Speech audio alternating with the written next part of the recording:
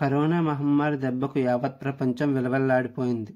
శాస్త్రవేత్తలు తయారు చేసిన టీకాలు అత్యవసర వినియోగం కోసం ప్రభుత్వాలు ఆమోదం తెలిపాయి. ప్రజల ప్రాణాలను కాపాడటమే లక్ష్యంగా ఈ నిర్ణయం తీసుకున్నారు. కానీ కొన్ని టీకాల వల్ల దుష్ప్రభావాలు తలెత్తుతున్నాయనే ప్రచారం ఆందోళనకు గురిచేసింది.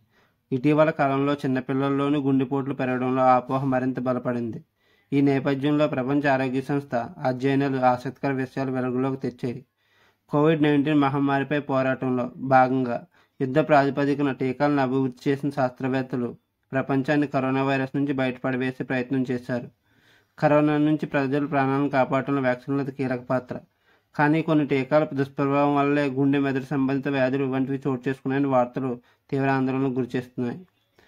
ఈ ప్రచారానికి బలం చేకూర్చేలా ఇటీవల పెరుగుతున్న గుండె, మెదడు, రక్త సంబంధిత వ్యాధులకు కరోనా వ్యాక్సిన్లే కారణమని తాజాగా ప్రపంచ ఆరోగ్య సంస్థ అధ్యయనం వెల్లడించింది.